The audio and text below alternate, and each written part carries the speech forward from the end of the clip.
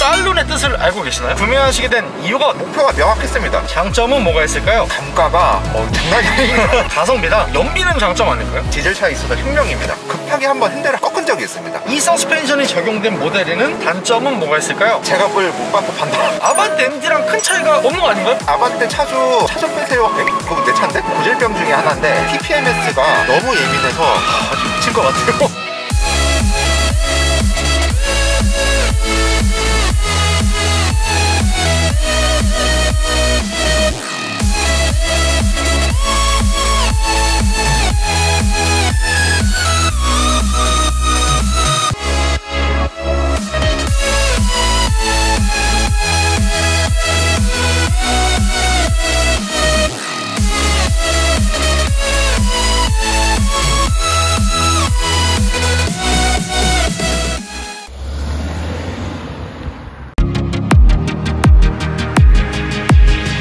안녕하세요, 한기사입니다. 현대자동차 소나타의 유럽판 모델로서 출시한 유럽 시장 전략형 모델인 바로 i40 살룬입니다. 풍부한 옵션과 다양한 장점을 바탕으로 i40 살룬 구매를 고민하시는 분들이 굉장히 많으실 텐데요. 그래서 i40 살룬 차주분을 만나러 경기도 평택시에 도착했습니다. 가볍게 자기소개 한번 부탁드릴게요. 경기도 평택 살고 평범한 30대 직장인입니다. 이 차량의 소개 좀 부탁드릴게요. i40 살룬, 정확히는 1세대 모델, 그리고 등급은 디스펙, 옵션은 디스펙에서 위에 있는 파노라마 썬루프만 빼고 다 들어가 있는 모델입니다. 이 친구가 2014년 12월에 페이스리프트가 한번 됐는데 그 바로 직전 모델인 거죠? 그렇죠. 차주는 혹시 살룬의 뜻을 알고 계시나요? 글쎄요.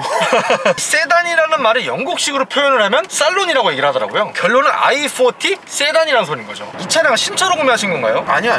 저는 중고로 샀습니다. 구매는 언제 하신 건가요? 2018년도 1월 27일 기억을 해요. 구매 가격은 어떻게 되나요? 1220인가 30인가에 샀습니다. 현재 총 주행거리는 어떻게 되나요? 제가 그때 샀을 때 13만 5천 몇 킬로 되었는데 지금은 27만 8천 됐습니다. 그 전에 타시던 차는 어떤 차 타셨나요? 맨 처음에 탔던 차는 삼성 SM3 완전 초기형, 그리고 YF 소나타 하이브리드를 2대를 탔습니다. 전기형, 후기형 각각 한 번씩 타봤고요. 이 차를 사기까지 총 3대를 탔습니다.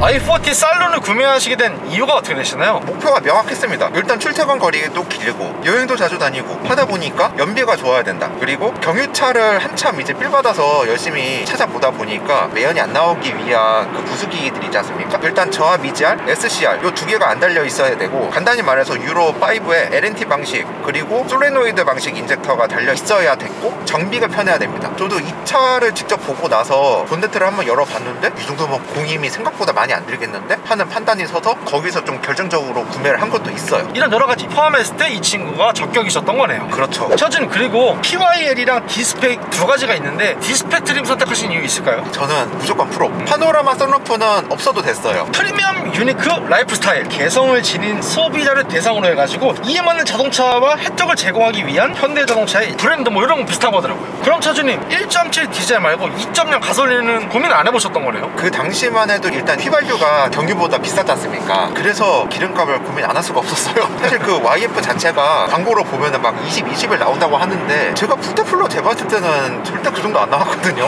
그래서 조금 아쉬워서 그만큼 더 디젤 모델을 선호했던 것도 있기도 해요. i40 살룬과 동시에 구매를 고민했던 차량이 어떤 게 있을까요? 웬만한 디젤 세단들은 다 본 것 같아요. 엑센트, 전유 아반떼, MD i30, 그리고 K3, 그리고 SM5 디젤, 그리고 좀 번외로 그랜저 HG 디젤도 봤어요. 외관 모델은 고민 안 해보셨나요? 어차피 저는 짐을 많이 실을 이유도 없었고, 외관은 사실 애초에 고민을 안 했어요. i40 살룬의 장점은 뭐가 있을까요? 이게 가장 큰데 감가가 장난이 아니에요. 중고차 가성비다. 사실 거면은 차 안 파실 분들만 사세요.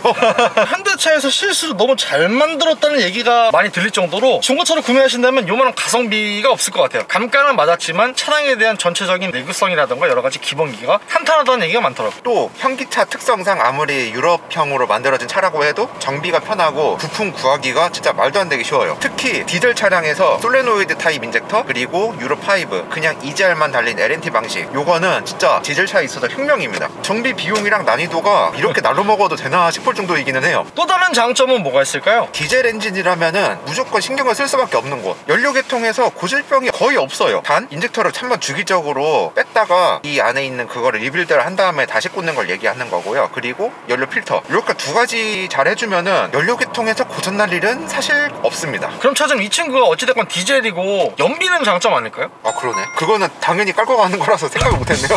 이 친구 공인 연비가 15.1km거든요. 고속도로랑 일반 공도 주행했을 때 평균 연비가 몇 정도 나오나요? 풀토플 기준으로 했을 때 작정한 곳 타면은 20은 넘고요. 보통 가면은 한 16, 17 정도 나오는 것 같습니다. 그리고 이 친구의 실외 디자인에 대해서는 좀 만족하시나요? 저는 만족합니다. 특히 그 앞에가 아구가 입을 쫙 벌리고 있는 딱 그 느낌이잖아요. 그렇게 입 쫙 벌리고 있는 그 모양이 되게 마음에 들더라고요. i40 살론 전장이랑 정폭이 아반떼 MD보다는 크고 와이프 소나타보다는 조금 작은 딱 그 정도 포지션을 갖고 있더라고요. 전면부가 두 줄형의 가로형 그릴이 포인트가 되어 있고요. 그리고 측면부 보시면 본네트부터 후단 C필러까지 약간 대각선 사선 형태로 살짝 올라가는 디자인이 날렵한 디자인을 뽐내고 있고요. 스타일 패키지가 들어가서 18인치 휠로 알고 있는데 이 휠 제네시스 뭔가요? G70 17인치 순정 휠입니다. 사장님께서 교체하셨나 보네요. 예, 이게 동호회에서 이 휠을 파신다는 분이 떠서 제가 쿨하게 바로 가져왔습니다. 그리고 후면부에 좌우로 뻗어나가는 유려한 테일램프가 포인트가 좋고요. 그리고 듀얼 머플러가 균형미의 조화를 더해주는 것 같아요. 근데 저주님, 제가 봤을 때 초보 운전이 절대 아니신데 뒤에 초보 운전 마크가 2개씩이나 붙어있어요. 이거 뭔가요? 도로에서 오른쪽에 보면 여기나 제한속도가 몇 킬로가 나와 있지 않습니까? 저는 이거라도 넘겨본 적이 거의 없어요. 2차로에서 되게 정속주행 하시는 스타일이시네요. 그쵸. 이게 문제가 많이 되는 게 이거를 안 붙이면은 뒤에서 막 비켜라 열심히 경적을 울리기 때문에 그런 분들한테 하나하나 다 제가 설명할 수는 없지 않습니까? 그래서 그냥 피해 가실 거면 알아서 피해 가셔라. 한국인의 성격상 빨리 안 가면 뭐라고 막 하잖아요. 그렇죠.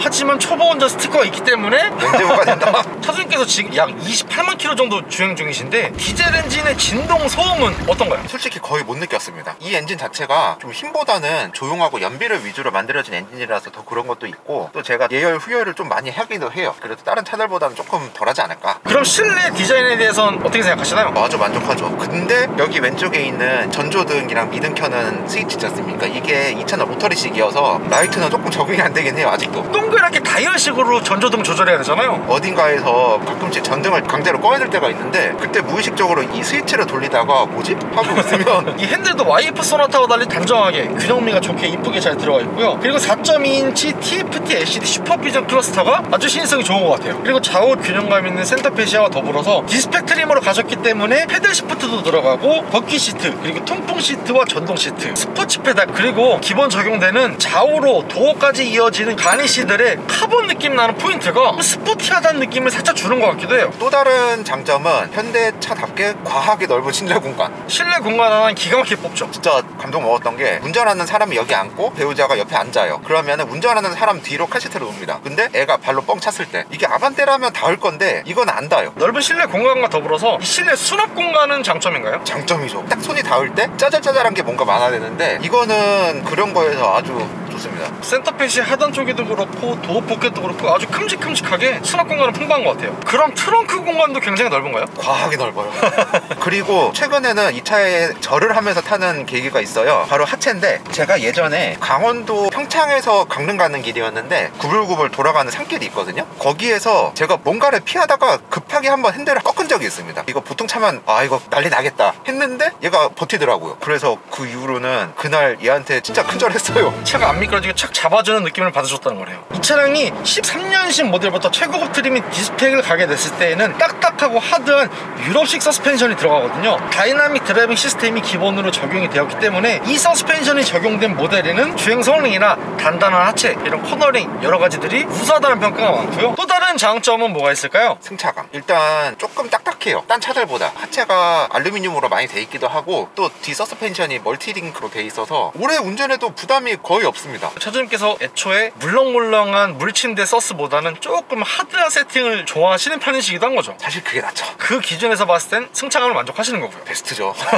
차주님, 이 차량이 유럽 수출용 모델로 내수형에 비해서 안 보이는 부분까지 좀 유럽 기준에 맞춰서 신경을 많이 쓰다 보니까 내구성은 굉장히 튼튼하다는 얘기가 있어요. 장고장이나 내구성은 확실히 좀 튼튼한 편인가요? 진짜 고장 안 나긴 해요. 사실 이게 고장이라기보다는 수리라고 하지 않고 정비라고 표현을 하는 게 어차피 감가를 엄청나게 맞았기 때문에 까이거 그냥 오래 타자 하고 그냥 정비비를 아낌없이 투자해서 그런 것도 있어요. 그래서 차주님께서 거의 뭐 정비값만 뭐 중고 소나타 값 한 대 들어갔다는. 그쵸. 정비를 좀 많이 하셨던 거네요. 예방 정비 차원에서. 제가 정비 내역을 여기 오기 전에 한번 뽑아봤는데 단위가 앞에가 1 되더라고요. 차값을 1.2장 주셨는데 정비만 1장 이상 들어가셨네요. 그렇죠. 큼지막하게 어떤 걸 예방 정비하셨나요? 엔진, 변속기, 연료계통, 하체, 내 바퀴 잡아주는 그 허브 있지 않습니까? 허브 안쪽도 다 뜯었어요. 이 차한테 계속 정비를 해줄 수밖에 없는 게 분명 디젤 엔진이지만 이게 디젤 엔진이라는 느낌이 안 듭니다. 멈춰있을 때는 당연히 좀 떨림은 있는데 고속으로 달릴 때는 그냥 묵직한 엔진 소음밖에 안 들려요. 그래서 더 애착을 갖고 더 정비를 많이 해주는 것도 있어요. i40 살룬의 단점은 뭐가 있을까요? 이게 가장 크죠. 뭔가요? 내가 싸게 산 만큼 제값을 못 받고 판다. 감가 때려맞은 걸 샀지만 내가 되팔 땐 거기서 더 때려맞는다. 딜러들이 매입 잘 된다는 현기차인데도 고개를 좀 갸우뚱합니다. 왜냐면 이 차량이 많이 안 팔렸기 때문에 희소성은 있지만 그만큼 팔리지가 않는. 이 차가 제가 조금 번외로 말씀드리면 이 차가 심하면은 진짜 롤스로이스나 람보르기니보다도 한 달 판매량이 적습니다. 제가 이 차를 한 달에 한 7대인가 8대 팔았다는 것까지 봤거든요. 이거는 진짜 좀 본의 아니게 장인 정신으로 만들어진 차라고 봐야 될까? 근데 차주님 1세대 i40 차주님들께서 느끼시는 단점이 하나 있을 것 같아요. 전면만 봤을 때 아반떼 MD랑 큰 차이가 없는 거 아닌가요? 그릴만 살짝 다른데. 그 얘기를 몇 번 들었어요. 저번에 어쩔 수 없이 이중주차를 한 적이 있습니다. 거기가 아마 식당이었을 거예요. 무슨 아반떼 차주 나와서 차 좀 빼세요 하는데 일단 제 차는 아반떼가 아니지 않습니까? 그래갖고 그냥 있었어요. 근데 차 번호를 딱 얘기를 하는데 엥? 그거 내 차인데? 여쭤봤어요. 아니 제 차는 아반떼가 아닌데요? 했는데 조금 연세 드신 분이긴 했는데 아니 이거 딱 봐도 아반떼인지 아니냐고 막. 근데 이게 번외로 페이스 리프트 된 버전도 이게 또 AD랑 닮아있다 보니까 조금 전면만 딱 봤을 때 진짜 아반떼 MD인 줄 알 수 있어요. 하지만 전체적인 차체 크기나 후면을 보면은 사실 아반떼보다 훨씬 크거든요. 근데 차주님 창문 앞에 종이 쪼가리들 저거 뭐예요? 저게 이 차의 좀 고질병 중에 하나인데 대시보드 조수석 다시방 안쪽에서 플라스틱인가가 뭔가 서로 계속 비비는 소리가 납니다. 몰딩을 박아도 되는데 몰딩이 생각보다 깊숙하게 안 박혀요. 그래서 그냥 소리만 안 나게 하자 해서 그냥 좀 임시 방편으로 껴둔 겁니다. 약간 한방 학회 온 것 같은 느낌이 살짝 있어요. 근데 확실히 저렇게 하니까 좀 소음이 좀 줄어들었네. 조금 줄기는 했습니다. 네. 처음 보시는 분들 보면 저 담배인 줄 알 수도 있어요. 다들 그래요.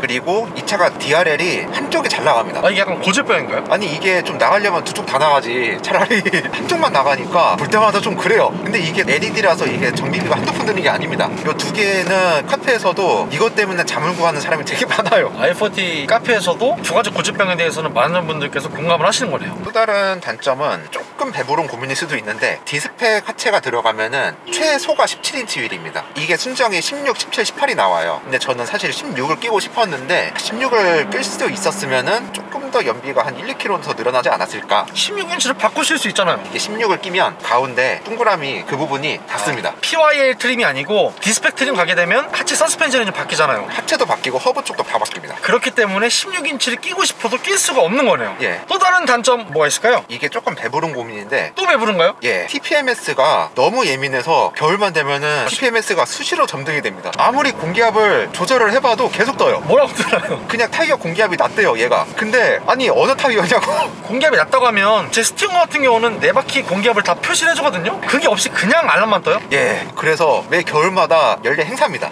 아주 미칠 것 같아요. 근데 이게 지금 너무 수시로 들어온다는 게 공기압은 꽉 차 있는데 인식을 제대로 못하는 건가요? 뭔가요? 예를 들어서 35만 35, 40이면 40을 딱 채웠다고 보면은 이게 완전 정확하게 채워지지는 않겠죠. 그 오차까지도 감안해서 얘가 경고등을 띄우는 것 같아요. 그러니까 실제로 바퀴를 발로 차보면은 빵빵합니다. 근데도 계속 띄우니까 좀 그래요. 그러면 차주님 공기를 다시 채워 넣으면 정상으로 돌아오지 않을까요? 물론 바로 사라지진 않고 바퀴가 좀 구르면은 사라집니다. 근데 또 떠요. 이게 하루에 한 서너 번씩 뜨니까 공기를 새로 채우고 나왔는데도 다시 또 뜨는 거예요? 예. 이거는 문제가 있네요.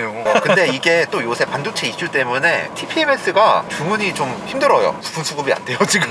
그리고 차주님 이 친구가 140마력의 33토크 4기통 이게 터보 엔진이더라고요. 이 친구의 출력에 대해서는 만족하시나요? 일상생활에 있어서는 전혀 문제는 없는데 급하게 쭉 밟아야 될 때 그때는 조금 아쉽습니다. 속도 좀 내고 싶으신 분들한테는 안 맞을 거예요.